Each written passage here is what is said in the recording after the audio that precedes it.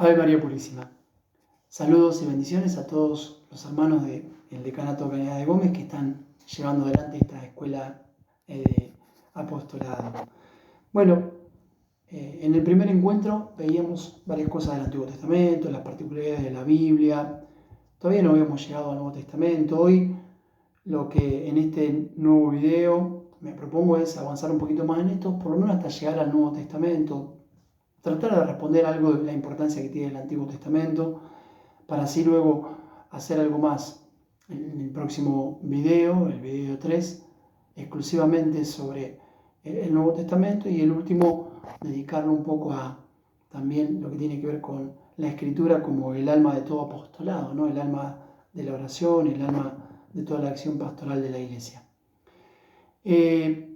Hablemos de la Sagrada Escritura según lo que decíamos en el primer encuentro. Toda la Biblia es revelación divina. Evidentemente, al decir esto, tenemos que afirmar una idea de la Escritura que es muy clara y muy clave también. La Escritura es la palabra de Dios puesta por escrita, pero también el Concilio Vaticano II ha enseñado claramente que es también palabra humana. O sea, la Biblia no tiene solo las palabras de Dios, sino también las palabras de los hombres, los hagiógrafos, ese es el nombre que se da a los escritores sagrados, que escribieron inspirados por el Espíritu Santo. Entonces también tiene palabras humanas. En cuanto a palabra divina, es palabra divina porque ha sido inspirada por el Espíritu Santo. En cuanto a palabra humana, es lenguaje de los hombres, hay que circunscribir cada pasaje o cada libro en su época histórica.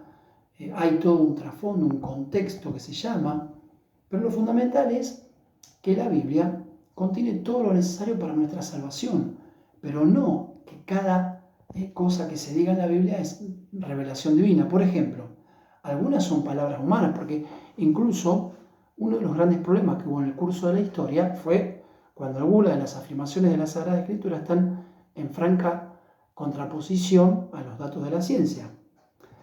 Pongamos un ejemplo. En el capítulo 10 del libro de Josué, el pueblo libra una batalla contra los enemigos, el pueblo de Israel, el pueblo de Dios.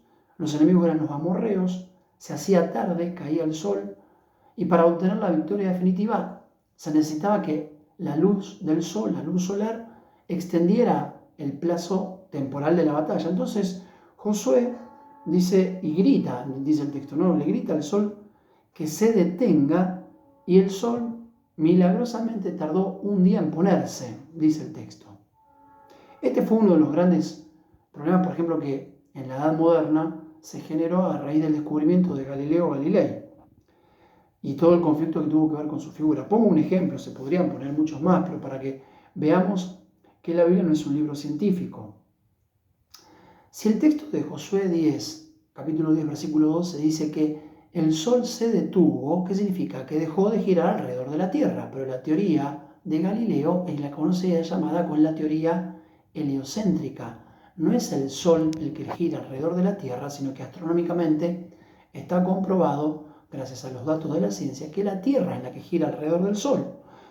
Entonces, la Biblia dice que el sol gira alrededor de la Tierra. Evidentemente, no es revelación divina eso no lo ha revelado Dios. Ese es el ropaje humano que contiene la Sagrada Escritura, palabras que también son de los hombres. Por eso, no se puede negar algún conflicto, tampoco se puede caer en el desprestigio de las ciencias, no podemos ni desprestigiar a las ciencias, no podemos negar que a veces hay conflictos, pero entonces, ¿cómo se resuelven los problemas? Miren otro ejemplo que se me viene ahora a la mente, el de los días de la creación que aparece en el capítulo del Génesis, en el capítulo 1. En el tercer día, vieron cuando Dios fue creando todas las cosas como una sucesión de días, según el texto. En el tercer día crea los vegetales, los árboles de toda especie, todo lo que produce fruto y semilla. Y el cuarto día crea los grandes astros del cielo, los astros luminosos que gobiernan el día y la noche. Entonces, uno mayor que gobierna el día, uno menor que gobierna la noche. ¿Qué nombre le ponemos eso nosotros? Sol y luna. ¿Cómo? Crea el tercer día los vegetales y el cuarto día crea el sol. Desde la biología este dato es contradictorio.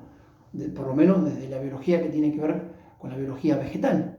Entonces, evidentemente, no podemos guiarnos con la Sagrada Escritura como si fuera un libro que tenga datos científicos o históricos exclusivos. Tiene algún dato que tiene que ver con la historia y hay muchos nombres de pueblos, de reyes, de geografías, de acontecimientos.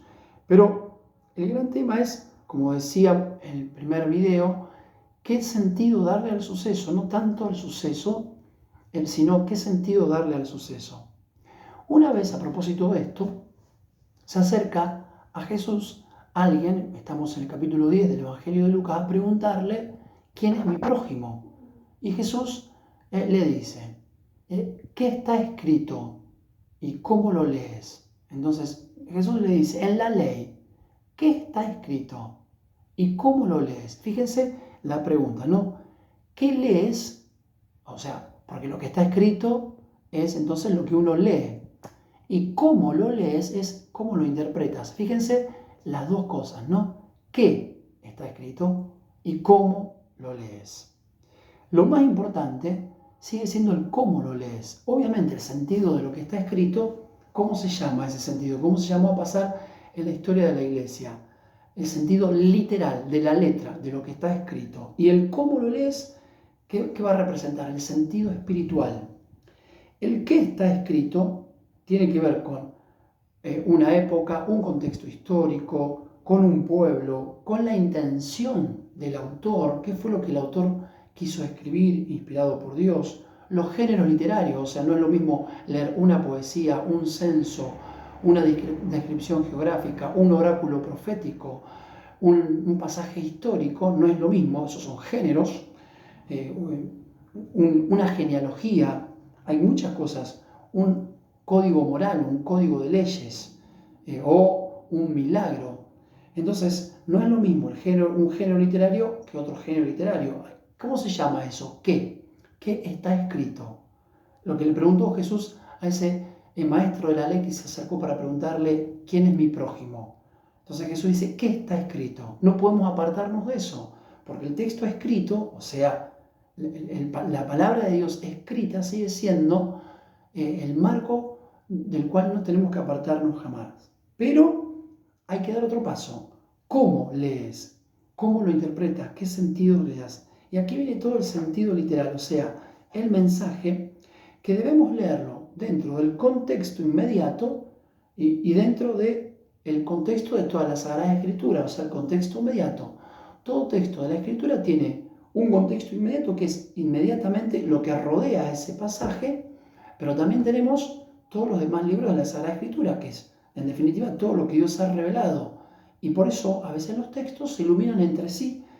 Y por eso es importante interpretar, por lo pronto, como dice el catecismo, de acuerdo a 3 criterios. ¿Cuáles son esos 3 criterios? La unidad interna de toda la Escritura, o sea, toda la Escritura, la tradición de la Iglesia y cómo se comunican, el tercero se llama la analogía de la fe, cómo se comunican esas verdades que surgen de las afirmaciones de la Escritura. Por ejemplo, vamos a poner un caso. En cuanto a la tradición de la Iglesia, en el capítulo 20 de Juan, Jesús sopla sobre los apóstoles ya resucitados y les dijo, los pecados que ustedes perdonen serán perdonados y los pecados que ustedes retengan serán retenidos. La Iglesia siempre vio en ese pasaje la tradición, por eso recién digo, hay que ver en la unidad. Pero bueno, dejemos la unidad, que ya se entiende que no puedo sacar un texto de la Escritura y interpretarlo fuera del contexto de la Escritura. Entonces, tomemos la tradición de la Iglesia, que es por allí un poco más difícil. Bueno, uno dice, ¿qué significa? ¿Qué vio la Iglesia siempre en ese texto? Un origen, un fundamento del sacramento de la confesión. Si los pecados que los apóstoles perdonarán quedarán perdonados, cuando los apóstoles perdonan esos pecados y es Dios el que perdona. Ahí está el origen del sacramento de la confesión. Cuando absuelven los pecados en nombre de Cristo. ¿Cómo se llama esa absolución de los pecados en nombre de Cristo? Confesión. La Iglesia siempre vio allí el origen del sacramento de la confesión. Y uno puede repasar en los índices del catecismo o de otros documentos del magisterio de la Iglesia cómo se fueron usando los textos. Y después está la analogía de la fe, cómo se relaciona este perdón de los pecados con, por ejemplo, otra parte de otro libro. Por ejemplo, en el libro de los Hechos de los Apóstoles, Pedro dice, recibirán el Espíritu Santo y serán perdonados los pecados. Otra vez, el Espíritu Santo que desciende, que se promete a aquellos que crean en Cristo, es el que va a dar el perdón de los pecados. Entonces, el pasaje de Juan 20, Juan muestra a Jesús soplando el Espíritu y el Espíritu va a llevar a los apóstoles a perdonar los pecados. En Lucas, que es el autor de los Hechos de los Apóstoles, Pedro cuando habla dice, si se bautizan, descenderá el Espíritu Santo sobre ustedes y recibirán el perdón de los pecados. O sea, en uno está asociado a la confesión, en un bautismo no podemos separar y vemos cómo la verdad de la Escritura se van conectando entre sí. Entonces, a esto hay que agregar algo que es importantísimo. El espíritu que fue inspirando la Escritura, y ahí viene el espíritu que inspiró a los autores sagrados a poner por escrito lo que Dios quería, entonces el espíritu que puso por escrito, el qué, el sentido literal, el qué está escrito, aquello que preguntó Cristo, ¿qué está escrito? ¿Qué lees? ¿Qué lees? Sentido literal. Pero el espíritu que hizo esa tarea hoy y desde siempre hizo otra tarea, ya también desde la época en que se iban escribiendo los libros. ¿Qué hizo? Ayuda cómo leerlo, cómo interpretarlo, cómo captar las afirmaciones fundamentales de los textos de la Sagrada Escritura. Por ejemplo, en los milagros. Los milagros a veces no tienen una concreción histórica en cuanto a que haya sucedido tal cual está narrado allí. Por ejemplo, el relato de la creación de la mujer del hombre, sacada del hombre, ese relato muestra que el hombre está durmiendo, que Dios crea su costilla, que saca del hombre una mujer y se la presenta. Ese milagro no podemos pensar que tenga un sentido histórico, que digamos, que haya tenido un fundamento histórico tal cual está escrito allí. ¿Qué es lo que quiere mostrar? La inmensísima unidad entre el hombre y la mujer.